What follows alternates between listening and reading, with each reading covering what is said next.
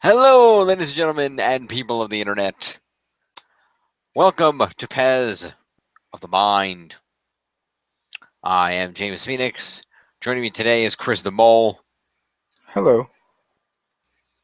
the very, very dapper Chris the Mole. Of course, And, of course. of course. And today we're going to take a look at the recently released 2016 remake of the Disney hit animated film, The Jungle Book.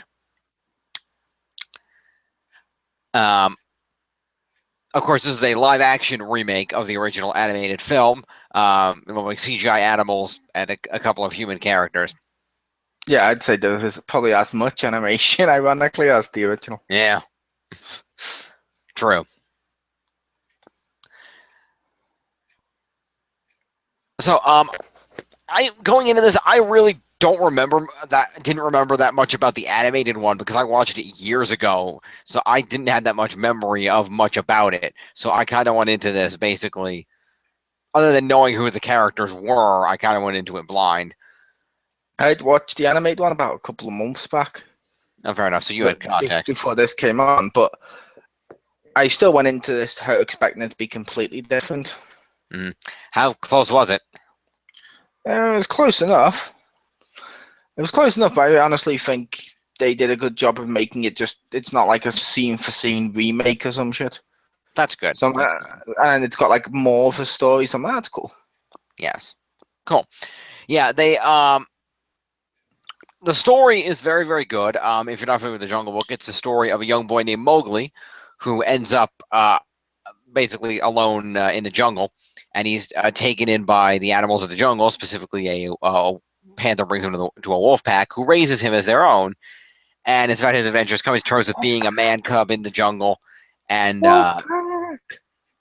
wolf pack of being a man cub in the jungle and inevitably having to deal with the wrath of the tiger Shere Khan, who kind of has a hate on for men. Yep, because he's a strong, independent tiger. He needs no man. Exactly. Fact. Fact. Also, we're so high tech here at Pets of the Mind, even smoking has become high tech. Fancy. Yes, it's actually an American based brand as well. Cool.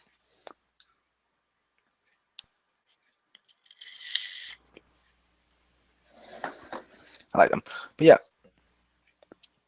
Like you said, he takes him to the wolf pack, which that was fun.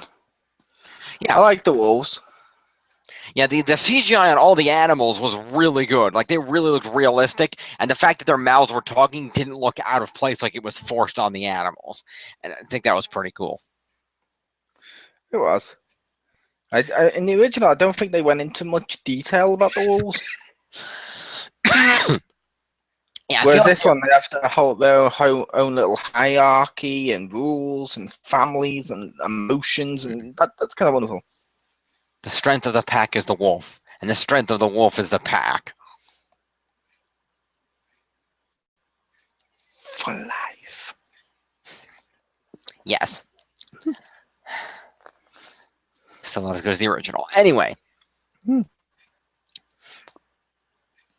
reminds me, completely unrelated note, they're supposedly doing a table for three with the three of them that are not the one that's currently indisposed due to racism.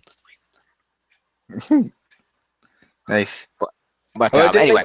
I think they just did though, didn't they? They did a table for free with Kevin Nash, Sean Waltman, and Scott Hall. It's already up.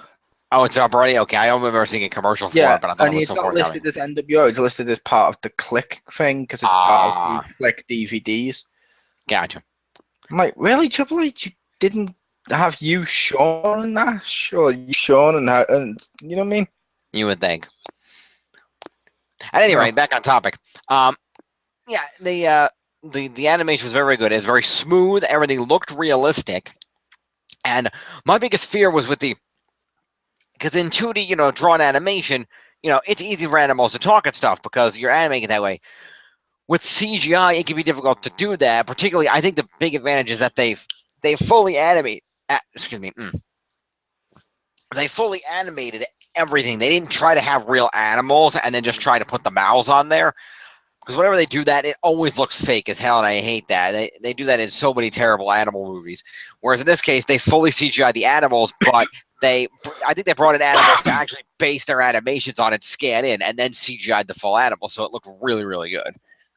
Yeah, that is how more films are doing it nowadays. Which, that's always a good thing, though.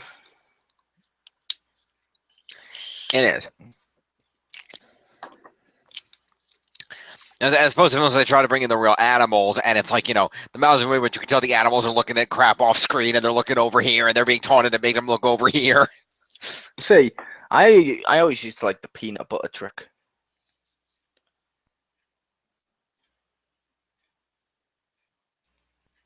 No?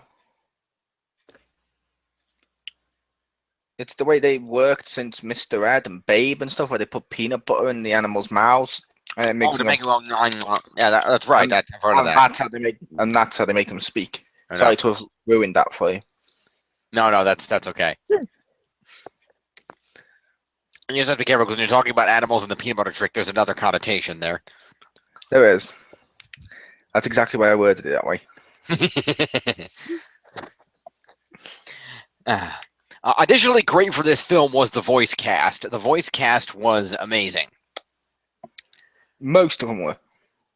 Who'd you have a problem with? I didn't really like the king. I didn't really like King Louis. Fair enough. I can see why. I mean, I get it. He's Christopher Walken, so everyone's gonna rave about him. But yeah, he didn't really do much. His voice wasn't that needed, and he sounded like he was recording away from everyone else. he did sound a little different. You're right. I will give you that. But I don't know if you cast Christopher Walken in a movie, you have to expect it. You're just getting Christopher Walken as whatever that is. He's not the kind of person who's going to turn into a character. Yes, but that's the thing. Why did they cast Christopher Walken in that role? Why? The others, they got people who sounded similar or brought something new to the table. Christopher Walken, it's like they put him in there to make the cowbell joke they made, and that's it. Mm.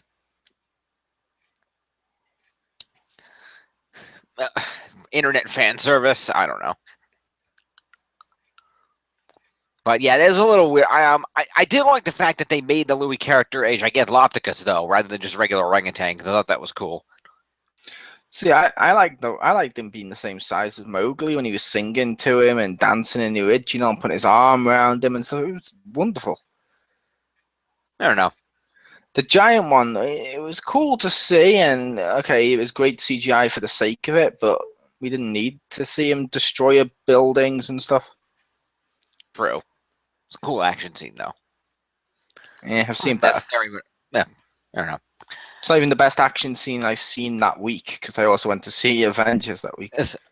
Well, Civil War. Captain America, yeah, it's Avengers 2.5. Let's just which means I could also say it's not even the best action scene by a Disney film that month. Yeah, pretty much. So, of course, the voice cast includes a lot of greats. Idris Elba as the voice of the villain Shere Khan was very, very good, very menacing, very on point with getting across his motivations and the reason why he hates man, and kind of coming across as clearly being evil, but portraying it in such a way that he's evil, but he's trying to play like no, I'm not here to harm anybody. I'm just going to be up here. It's all right. We're all friends here. It's perfectly fine. I hate you. Yep. That was really good. They had Lupita Nyong'o was Mowgli's wolf mother. She did a great job with that. Yep. I did enjoy her as the caring wolf mother who tried to stand up for Mowgli even against odds that were going to get her killed. That was really cool. They had was it Ben Kingsley was Bagheera, I think. He may have been. I don't recall. Hang on, let's see. It's fine. Yes. It's not that Ben Kingsley as Bagheera. Very good job. He served as the narrator for the story, which was a great move. Kind of gave a consistency. Scarlett Johansson as Ka was great. I wasn't totally sure about the gender swap on the snake Ka, but that worked out really well. I just wish they'd given her a chance to sing her song in the movie because it was better than King Louis. See, I thought she did a better job because, she made the character something you knew. more in touch, for lack of a better phrase, with the book, Mm. but it suited. It suited, and she brought something new to the table that made the snake a really interesting character for the short time it was on screen. Mm. Indeed, it was really good. And one thing I really loved about that scene. Some spoilers in this review, by the way. Just going forward here, so everyone knows. Um, one thing I really did I like about the snake scene was how they used Ka's hypnotism ability, which that type of snake does have, to basically as a reason to trigger a flashback to explain Shere Khan's backstory about why he doesn't like Mowgli and the men. And I thought that was a really cool way to do that. And how they just supposed to like, oh, they showed no flashback. Oh, yeah, I understand the story now. That's so sad. Well, Mowgli's getting squeezed to death by the snake. It's like, oh, jeez. Like the audience was hypnotized at the same time he was. It was pretty cool. Yeah, what I loved about that was her voice. Her That was really voice was almost hypnotic at the time, and that made it wonderful. Oh yeah, totally. Like it was that sweet hypnotic tone. It was like I like that. Yeah, it was very good. I enjoyed that as well. I thought they did a great job with that scene. And of course, we mentioned Christopher Walken as King Louie the Monkey, who did a pass up. I thought he did a good job with the song. He was obviously having a lot of fun with the song, and that made everybody else have fun. So I thought that worked. But it was an awkward casting choice. You're right. See, even his song, while I liked it, it wasn't as good as the original. And I would have rather not had it than a watered down version, because like most of the time he found it just sarcastic. He was like going, "Oh, we be do." Oh, we do. Yeah, it sounded crap. It was a complete butchering of the song, as much as if they'd put that song on something like X Factor. Ouch. That's not an ouch. That's just an opinion. Fair enough. It wasn't against you. I just thought that No, song no, was I'm saying shit compared to I the didn't original. ouch for the song. But I didn't mind the song that much. I thought it was okay. And of course, we'd be remiss if we didn't mention the great Bill Murray as Balloon the Bear, who just was amazing. Yep, I was expecting Blue the Bear to sound just like Garfield and to not be too good. Because I like Bill Murray, but I was thinking, oh, they're just casting him because he's Bill Murray. He Yeah, his played the animated bear roles really well. nothing. Yeah. Yeah, he played the bear really fucking well. I was like, that's awesome. Yeah, and he did a great job. With the jarring tonal shift because Flesh of Claws saved from the snake and the hypnotism, and then when he wakes up to that point, everything had been very serious. Very, there'd been a little cute thing here and there, but it had been a very serious song. The mantras of the wolf pack, the importance of the elephants, the danger of Shere Khan. It had been a very serious movie, and then Mowgli opens his eyes. There's a bear sound in his face. He's like, "Oh, dude, calm down, dude. It's okay." Yeah, it was the Lion King moment. Exactly. Because I've mentioned that to someone in the past. I thought it was like the Lion King moment because the Lion King, like Mufasa just died, ultra serious, Timon and Pumbaa. Yeah. And that's what it was, which is good because it lightens up the movie, but it's good because you could see he was using Mowgli, but you could see him growing to like him. Yeah. But at the same time, it was Mowgli actually finding a place where he could do his tricks. Yeah. Which that was in itself was kind of silly. Because they don't allow that stuff in the jungle. No one's going to train him to do that. Yet he's tying rope and tying knots like a human properly in ways you have to learn. You would think, yeah. He's not like Tarzan just using the vines that are already there. He's fucking crafting shit and building it like he's a fucking pro. And it's like, that's a little silly. It was a little silly. But then again, they had to have some way to do it because they couldn't use the monkeys. They kept running away when they got stung. Mm-hmm. And I like how they built Baloo as kind of the way they built Baloo as kind of this the outcast of the jungle. Like I'm just getting my honey. I don't care about rules and this and that. And Blue the Bear, and I'm just going to throw this out there for everyone, is Uncle Buck if he was a bear. Ha! No, I mean, it's literally the same story as Uncle Buck too, where he gets someone, he doesn't really care for him as much. He's like, oh, okay, he's like the cool guy, like, oh yeah, just do what you want, have fun. but over time actually learns to love him, and he's got the same type of personality. He's basically Uncle Buck the bear. Nice. Uncle Buck, great film. Check it out. It is. They're making an unnecessary TV show of that over here. I say because whether or not the TV show needs to exist, does any show need to exist? True. But it could, at least it's not a remake of a film, so a TV show like that could be really fun. Like, one of the best parts, in my opinion, of 2.5 Men was seeing Charlie with Jake. Ah. Until Jake grew and became shit. Hmm. I mean, not shit, but he wasn't as likable as he was as the goofy dumb kid. Yeah. When he grew up to be like the stoner dumb kid. Right. Stoner dumb kid. Anyway. So yeah, overall that was really good. I did like the motion they brought to the movie, where everything that happened at the end of the movie was set up earlier in the movie, and it kind of everything got a bookended everything really nicely. Where okay, Mowgli is able, Bagheera finally encourages Mowgli to, don't fight like a wolf. You're not a wolf. Fight like a man, and encourages him to use his tricks to defeat Shere Khan. And I'll just stop there. Yep, go ahead. If we talk about voice acting, and then just moving on to the plot of the movie, I have to say we have to give props to the actual live action acting of Mowgli. That's because true. The kid playing him did a great job of actually making you believe these animals were real, which is a good thing. He showed all the emotions in Mowgli, and it made you actually want to stick with him. And that's cool. Because if the kid had just been like looking like he was looking at a tennis ball on a stick, you'd be like, no. It's like George Lucas mentioned with Episode 5. A lot of the stuff in Episode 5 would have been shit if Mark Hamill wasn't just so damn good at making you believe that puppet was real. And making you believe all the puppets on the stage were real. It's a similar thing. Mowgli did such a for kid, which kid actors aren't normally that good. Did such a good job of making you believe in these animals and believe in this jungle, and believe everything he was doing, that it sold the film. That's true. He did an amazing job, and it's hard to find child actors with that level of talent, and that was very good. I agree. He did one of them. I did want to mention that, so thank you for bringing me back to it. But yeah, so I was things I like the book ending of how they came back to he can now his tricks are being approved and everything, and they're loving him because of that. They brought around to the mantra of the wolf pack that everybody can be a part of that. They brought back around to the elephants were the ones who founded the jungle. They're like they're the regal ones, and that speech that Bagheera gives about what they did, and just bringing everything back around. I thought it was really cool how they brought all that back, and it was emotional, and I really liked that. Yep.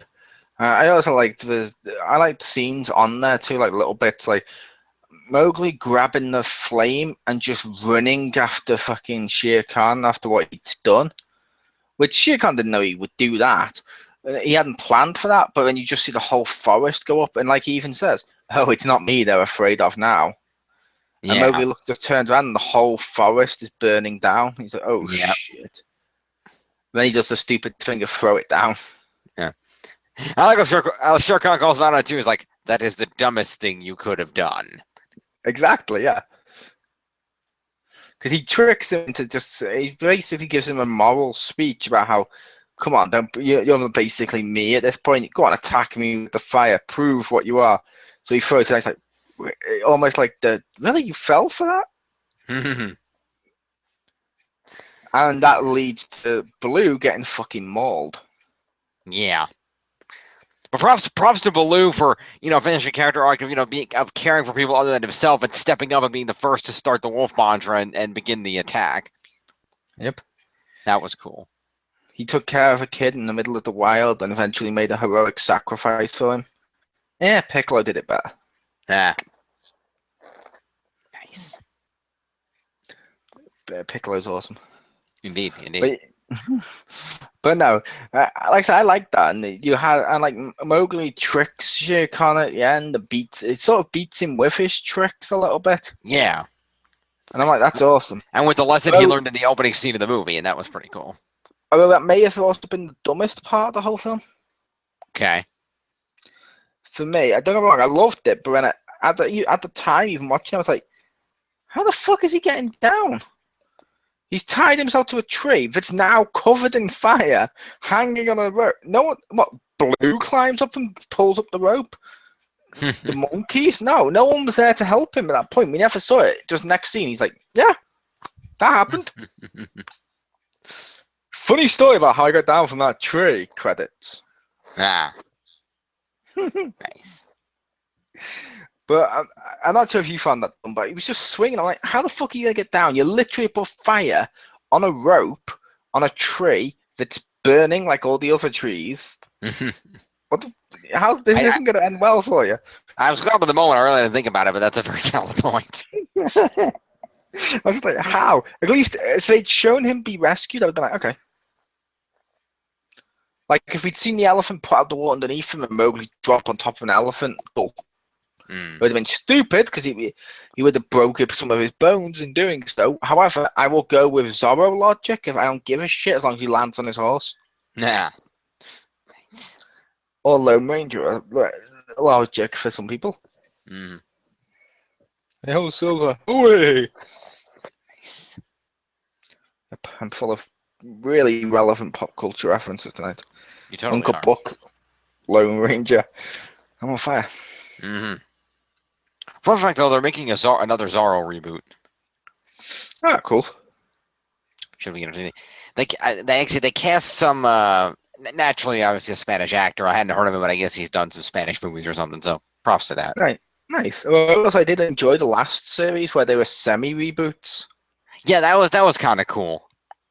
Which has started the big trend. I didn't start it, but it was ahead of its time. Yeah. Because now everything's doing those. More on that than OJ this week.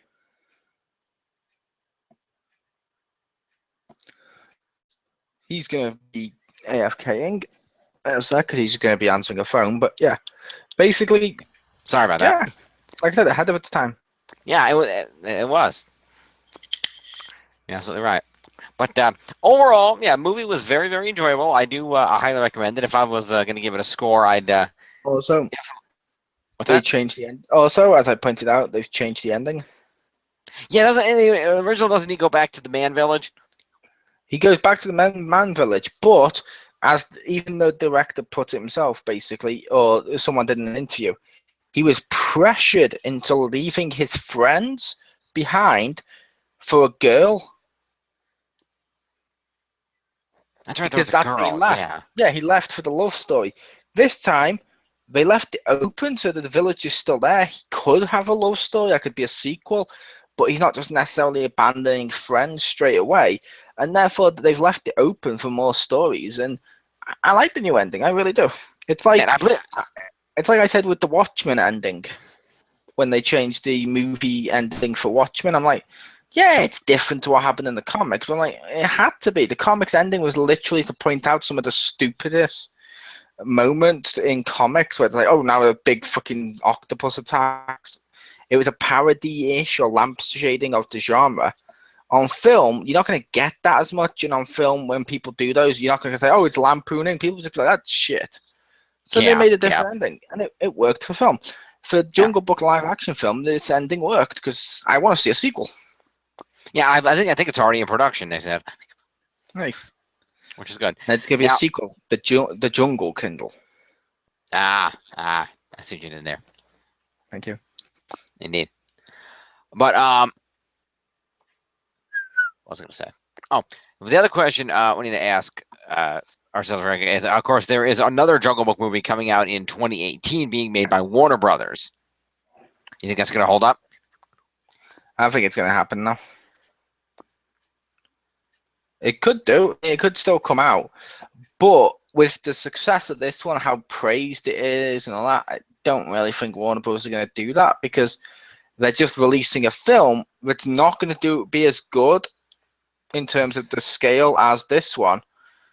And it's not going to have the money behind, or more importantly, it's not going to have the marketing or the, the money machine of Disney behind it. Therefore, they're going to be like, no, and they're probably not going to do it.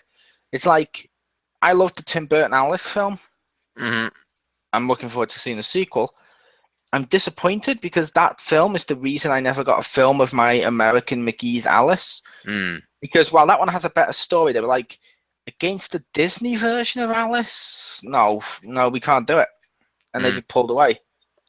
Well, I said this Jungle Book supposedly that is already in production. Andy Serkis is both directing and starring in it as Baloo, which is an interesting choice. But they have a pretty great cast lined up for that one as well. Christian Bale is playing Bagheera, Benedict Cumberbatch as Shere Khan, Kate Blanchett as Kaa, Peter Mullen as Aquila. Just a great cast, and Tom Hollander Spider-Man as one of the characters in the movie as well. Yeah, they may have a great character, but like I said, it's the Disney marketing, it's the songs, it's everything people know about Jungle Book has come from Disney almost. I mean, don't get me wrong, some people have gone back and read the books. Most people are familiar with the Disney version. To go against that, especially with it being as praised as it's been, as well as like I said, the Disney marketing, as well as how much money it's made, it's dooming itself to fail. Well, I think the idea with that one, and I don't think they're going to match up. I think their hope was that we're going to book this as it's Andy Serkis. It's going to be the king of motion capture with all these effects and motion capture animals. They are probably going for it on an effect scale and the voice acting talent. But you're right, it's going to be really hard to measure up to this Disney one. Yeah, not necessarily just measure up as well. A lot of people are just not going to see it because they're going to think it's a ripoff. True. I mean, it's like, for example, I don't know, Tarzan. Yes. Tarzan has been made loads of times. The new Tarzan film coming out looks great. It's not Disney, it looks great. Mm-hmm. Straight after that, if another company does another Tarzan film, you're going to be like, no, and you're not going to watch it. You're literally trying to divide your own audience. True.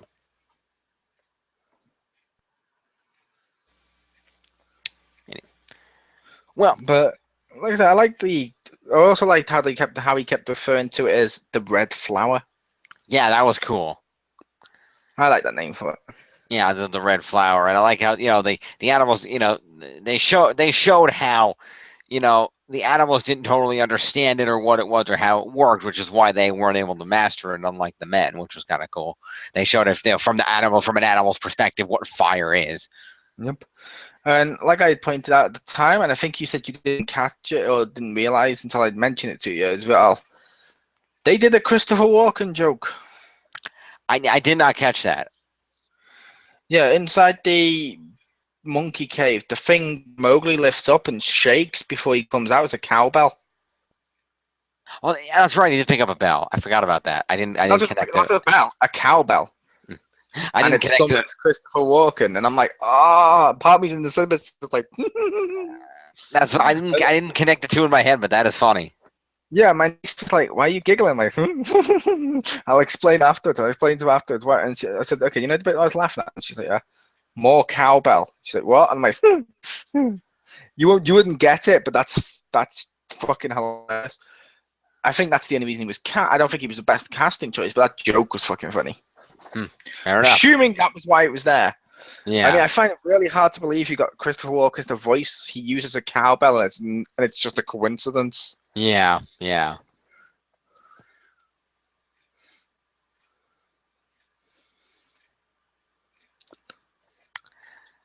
But at any rate, so if I had to rate this, I would definitely give this a strong 9 out of 10. Great movie, go see it. Yeah, the Christopher Walken stuff is a little awkward, but the effects are amazing. The voice cast is great. The story is great. Everything. It's just an amazing movie. Go see it. And make sure you stay for the end credits because they play Christopher Walken's King Louis song with a cool little montage of him swinging around in the book, and then they play Scarlett Johansson singing the Kaa the Snake's "Trust in Me" song. Stay for that; it's really good. Yep. And they followed up with another Bare Necessities round, so why not? Yep, and then Tarzan recruits him to the Jungle Avengers. Yes. Consists of Tarzan, Mowgli, Jungle Boy. Jungle Boy? Jungle Boy. Okay, then. When we're finished with here, Google Jungle Boy and look at a picture of him. You will remember him if you've ever watched Johnny Bravo or any of those old cartoons. Fair enough. He was literally a little boy in a loincloth with like a Monkey King sometimes he dressed as him at one point. It was fucking hilarious. I Yeah, will Google that. Fair enough. but if I had to rate this, like I said, yeah, there was some bits I didn't like, but to be fair, I would argue there's no film that's actually going to be 100% perfect. Mm-hmm. I'd still give this a strong watch, mainly because, like I said, it's enjoyable. I watched it with kids; they liked it. I liked it. It was fun, and yeah, I didn't see it in 3D or anything like that. So I can't attest to how well they've done the 3D, but they got the 2D spot on, so it's still a pretty good film. And like I said, it was an experience because it felt like Jungle Book, for lack of a better term, and then hopefully this isn't offensive, but it felt like Jungle Book grew a pair. Mm. Because one of them just being this friendly little, oh look, it's a little kid in the jungle, oh, and very few darkness in there, to Right. basically being more serious while still being fun. And I like that tone. It made the story feel more epic. And it felt more like, I know people are going to say, but it's a classic Disney story. Classic Disney stories are good. No, they're not. If you go watch the classic Disney stories, they're not that good. They don't hold up. This, I feel, will hold up. So, bye. All right. Or bye, watch, whatever you want to call it. Yeah, it's something. Yeah. Okay. It's the firm fault. It's the thumb up, not the thumb down or the thumb to the side. Yes. Which is good. And of course, presumably in a few months it'll be out on DVD and Blu-ray. So check that out. Well, thank you for joining me for this review, Mo. Appreciate it. Thank you. It'll also be available on HD DVD in an alternate history which Microsoft won. Okay. I remember HD DVDs.